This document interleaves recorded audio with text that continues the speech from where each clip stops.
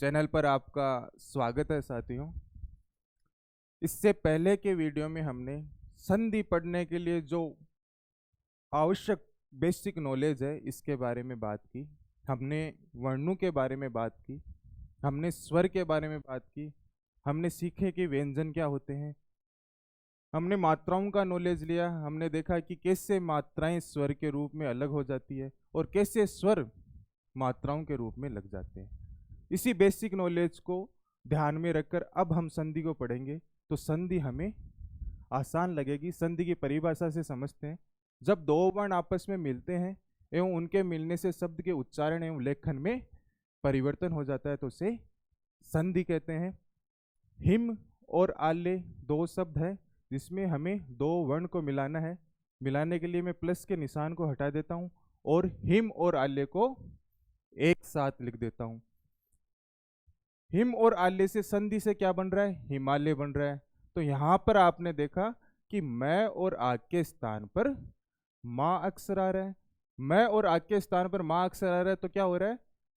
लेखन में परिवर्तन हो रहा है। हिम आल्य को हम हिमालय उच्चारित कर रहे हैं तो उच्चारण में परिवर्तन हो रहा है। जब दो वर्ण आपस में मिलते हैं एवं उनके मिलने से शब्द के लेखन एवं उच्चारण में परिवर्तन होता है तो उसे संधि कहते हैं। तो हम कह सकते हैं कि हिमालय शब्द में यहां पर संधि हुई है। ऐसे ही नेक्स्ट एग्जांपल में हम देखें प्रति और दिन। तो यहां पर इन दोनों शब्दों को जोड़ना है। जोड़ने के लिए मैं प्लस का निशान हटा देता हूं, दोनों को साथ में लिख देता हूं। लेकिन वास्तव में भी प्रतिदिन का स्वरूप यही प्राप्त होता है। यहां शब्द के न तो लेखन में परिवर्तन हुआ है न उच्चारण में परिवर्तन हुआ है। इस कारण यहां पर आपके संधि नहीं होकर मात्र एक संयोग है। तो यहां से आपने पहचाना कि संधि कैसे होती है। दो वर्ण आपस में मिलते हैं, दो वर्णों के मिलने से शब्द के उच्चारण एवं लेखन में परिवर्तन होता है तो उसे संधि कहते हैं। फिर हमने देखा कि संधि को मुख्यतः तीन भागों में बांटा गया है: स्वर संधि, व्यंजन संधि और विसर्ग संधि। स्वर संधि क्या होती है? जब स्वर का स्वर से मेल होता है तो वहां स्वर संधि होती है। व्यंजन संधि में क्या होता है? प्लस के इधर या तो स्वर हो, प्लस के इधर व्यंजन हो तो वहां पर व्यंजन संधि होगी। इधर व्यंजन और इधर स्वर हो तो भी व्यंजन संधि होगी। दोनों तरफ व्यंजन हो तो भी व्यंजन संधि होगी। इसके बाद में विसर्ग संधि की क्या शर्त है कि प्लस के इधर तो विसर्ग होना चाहिए और प्लस के इधर स्वर होना चाहिए, या फिर प्लस के इधर विसर्ग होना चाहिए और प्लस के इधर व्यंजन होना चाहिए। इस आधार पर संधि को मुख्यतः तीन भागों में बांटा गया है। आज हम स्वर संधि के बारे में पढ़ेंगे।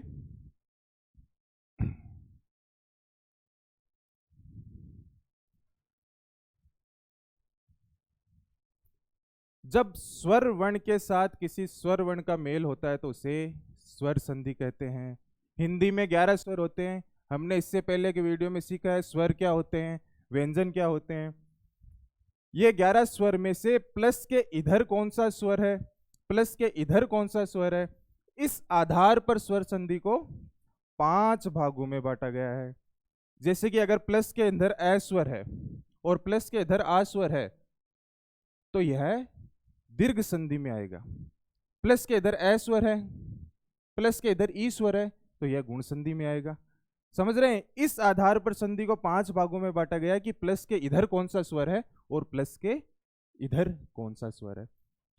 तो दीर्घ संधि से स्टार्ट करते हैं।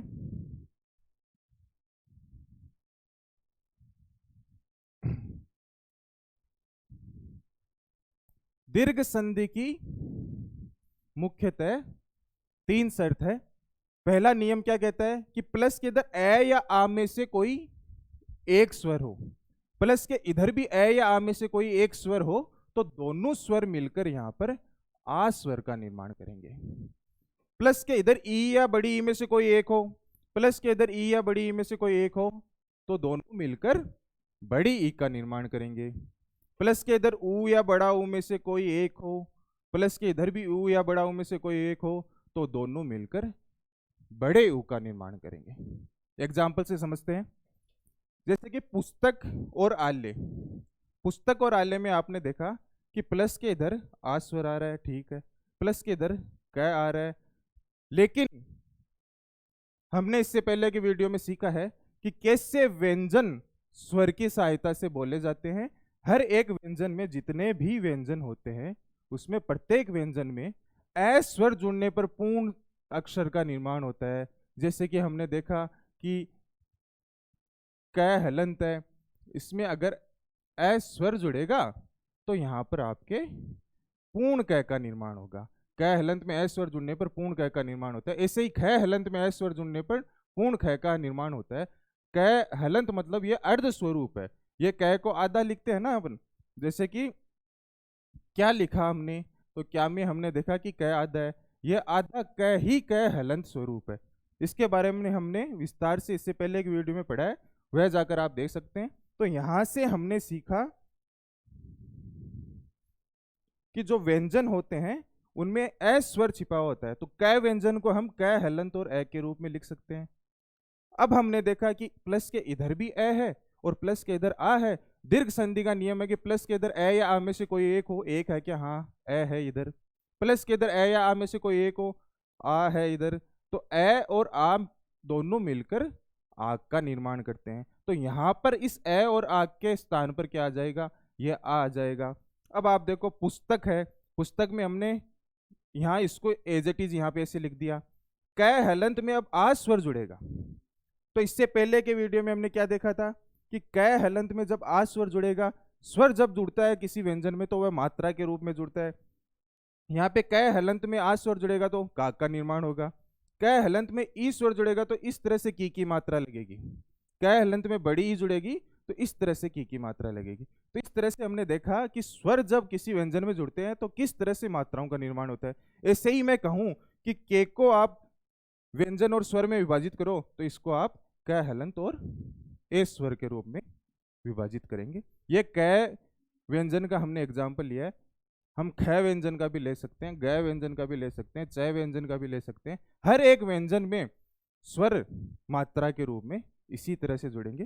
ये काफी बेसिक चीजें हैं लेकिन आपको इसके बारे में नॉलेज होना चाहिए। अब हमने देखा कि क हलंत में जब आ स्वर जुड़ेगा तो का के रूप में जुड़ेगा। तो इस क हलंत में हमने ये आ स्वर जोड़ दिया तो यहाँ पर का आ गया। लय यहाँ पर एज इट इज आ गया।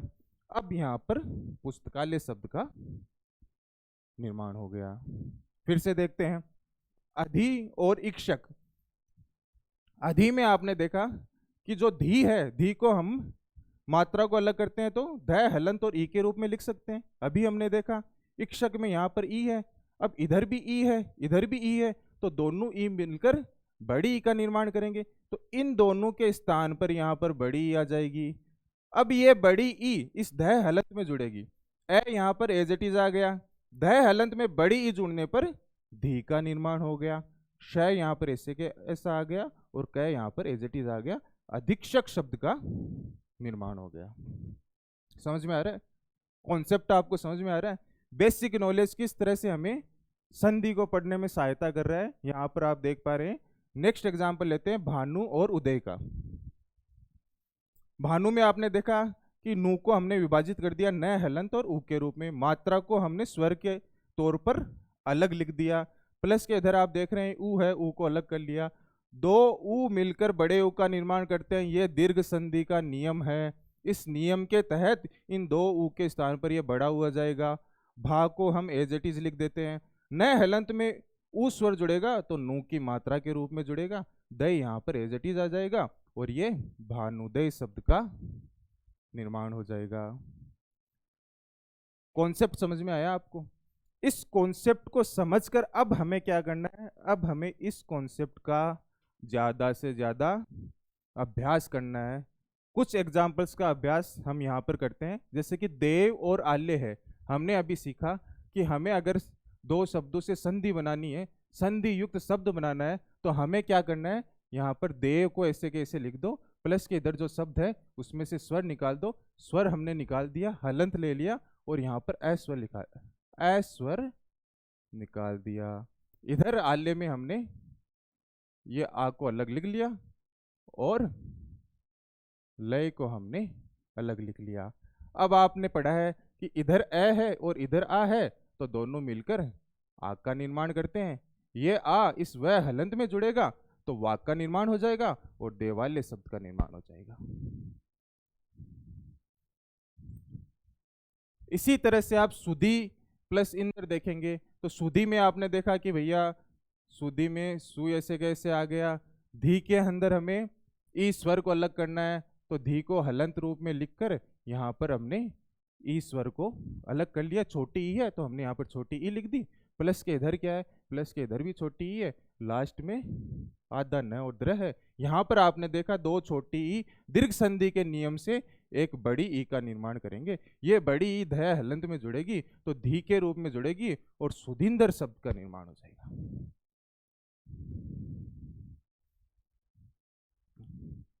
ऐसे ही आपको फिर से अभ्यास करना है। संधि में अगर आपको संधि अच्छे से समझनी है तो आपको ज्यादा से ज्यादा एग्जाम्पल्स का अभ्यास करना होगा। पूरा प्लस अवशेष में भी आप देख रहे हैं कि र में से आ स्वर को अलग कर लिया, अवशेष में आप देख रहे हैं कि इधर ए स्वर को अलग कर लिया, आ और ए दोनों मिलकर आ का निर्माण करेंगे, आ की मात्रा र हलंत में जुड़ेगी तो पुरावशेष शब्द का निर्माण होगा। यति प्लस इंदर, यति प्लस इंदर में भी तय में से ई स्वर को अलग कर लिया, इधर ही है, दोनों ही बड़ी ई का निर्माण करेंगे, बड़ी ई तय हलंत में जुड़ेगी तो यतींदर शब्द का निर्माण होगा। मधु प्लस उत्सव, मधु प्लस उत्सव में आपने देखा कि मधु में ध में हमने उ स्वर को अलग कर लिया, उत्सव में आपने उ को अलग कर लिया, दो उ बड़े उ का निर्माण करेंगे जो कि ध हलंत में जुड़ेगा, मधुत्सव शब्द का निर्माण होगा। ऐसे ही आपके वधु उल्लास शब्द का निर्माण होगा।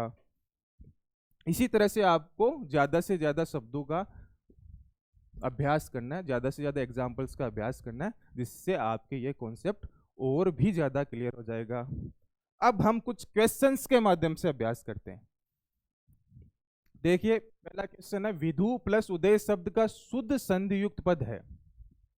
विधु प्लस उदय से कौन सा शब्द का निर्माण हो रहा है, कौन से शब्द का निर्माण हो रहा है? तो यहाँ पर आपने देखा कि इधर उ स्वर है, इधर भी आप देख रहे हैं कि ध को हम ध हलंत और उ के रूप में विभाजित कर सकते हैं, इधर भी उ है और इधर भी उ है, दोनों उ मिलकर बड़े उ का निर्माण करेंगे, बड़े उ का निर्माण करेंगे तो यहाँ पे बड़ा उ कहाँ पर दिख रहा है, आपको यहाँ पर दिख रहा है, तो ये विधुधय शब्द का निर्माण हो जाएगा। नेक्स्ट क्वेश्चन देखते हैं, देवालय शब्द का सही संधि विच्छेद होगा। यहां तो अभी तक आपने कॉन्सेप्ट देखा, कॉन्सेप्ट में आपने देखा कि कैसे दो स्वर मिलकर एक नए स्वर का निर्माण करते हैं, इसके तहत इस एग्जाम्पल को सोल्व करना आसान हो गया। लेकिन यहां पर हमें शब्द दे दिया, अब शब्द देख के हमें संधि विच्छेद पूछ लिया, लेकिन यहां पर आपने देखा कि देवालय में आ की मात्रा आ रही है, आ की मात्रा कहाँ आती है? तो हमने देखा था कि जो दीर्घ संधि होती है उसमें लास्ट में जो स्वर बनता है वह आ स्वर बनता है, तो यहां से हम एक अनुमान लगाएंगे कि यहाँ पर आ की मात्रा आ रही है तो दीर्घ संधि हो सकती है। दीर्घ संधि में आ की मात्रा कब आती है? जब प्लस के अंदर ए स्वर हो और प्लस के इधर ए या आ में से एक स्वर हो और प्लस के इधर भी ए या आ में से एक स्वर हो, तब यहां पर आ की मात्रा आती है, आ स्वर का निर्माण आता है। अब ऑप्शंस देख रहे हैं, ऑप्शन में आपने देखा पहला क्या है, वह व्यंजन है। वह को कैसे लिखते हैं हम? वह को हम वह हलंत और ए के रूप में लिख सकते हैं, तो इधर ए है और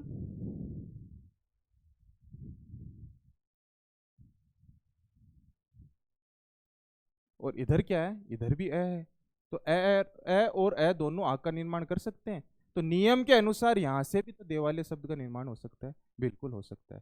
नेक्स्ट एग्जांपल में देखते हैं, इधर तो आपने देख लिया कि ए है, इधर क्या है, ल है, तो ए और ल है, यहाँ पर ये नियमों के अनुसार नहीं है, नियमों के अनुसार सही नहीं है, इस वजह से यहाँ पर ये ऑप्शन आपका गलत हो गया। देवा प्लस लय में देखते हैं हम, यहाँ पर वाक को हम कैसे लिख सकते हैं, वह हलंत और आ के रूप में लिख सकते हैं, लेकिन इधर तो लय व्यंजन है, लय व्यंजन है, लय को हम लय हलंत और ए के रूप में लिखेंगे, तो यहाँ पर तो लय हलंत आ गया, इस वजह से यहाँ पर भी ये देवालय शब्द का निर्माण नहीं हो पाएगा।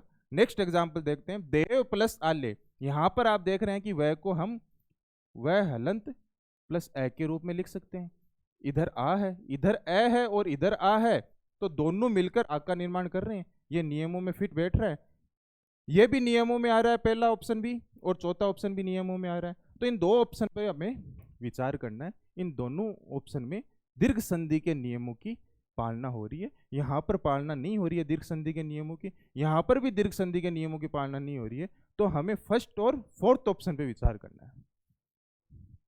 अब हमें यहाँ पर यह देखना होगा कि सार्थक शब्द कौन सा है, शुद्ध शब्द कौन सा है। अलय कोई शब्द होता है क्या? अलय कोई शब्द नहीं होता है। आलय कोई शब्द होता है क्या? आलय बिल्कुल शब्द होता है। देव प्लस आलय देवालय शब्द होता है। विद्या प्लस आलय विद्यालय शब्द होता है। देव का आलय देवालय होता है। यहाँ पर यह शब्द शुद्ध शब्द है, इस कारण यहाँ पर आप फोर्थ ऑप्शन पर टिक करेंगे। यहाँ पर देवालय शब्द का सही संधि विच्छेद देव प्लस आलय होगा। सबसे पहले आपने क्या किया?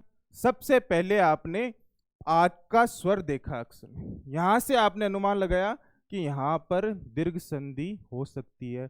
फिर आपने यहां से स्वर को दो भागों में विभाजित किया, आपने ऑप्शंस पे विचार किया। पहला ऑप्शन और चौथा ऑप्शन दीर्घ संधि के नियमों की पालना कर रहे हैं, यहां पर आपने यह देखा कि दूसरा और तीसरा ऑप्शन दीर्घ संधि के नियमों की पालना नहीं कर रहे हैं। अब पहले और चौथे ऑप्शन में भी देखा आपने कि सार्थक शब्दों का निर्माण कहाँ हो रहा है, शुद्ध शब्दों का निर्माण कहाँ हो रहा है, तब आपने देखा कि देव और आलय ये दोनों शुद्ध शब्द है, इस कारण यहाँ पर दीर्घ संधि होगी। अब यहाँ पर आप नियम लगाकर देखेंगे तो देखेंगे अ और आ मिलकर आग का निर्माण कर रहे हैं और ये देवालय शब्द का निर्माण हो रहा है। नेक्स्ट क्वेश्चन देखते हैं। अतीत शब्द का सही संधि विच्छेद होगा। अतीत शब्द का संधि विच्छेद करना है। हमने देखा कि बड़ी ई की मात्रा आ रही है, यहां से अनुमान लगाना होगा कि यहाँ पे दीर्घ संधि हो सकती है, क्योंकि दीर्घ संधि के नियम में हमने देखा, दीर्घ संधि के नियम में हमने क्या देखा कि इधर प्लस के इधर ई या बड़ी में से कोई एक हो, प्लस के इधर ई या बड़ी में से कोई एक हो, तो दोनों मिलकर बड़ी का निर्माण करते हैं। तो शब्द में बड़ी की मात्रा आएगी तो वहां पर दीर्घ संधि का नियम अप्लाई हो सकता है।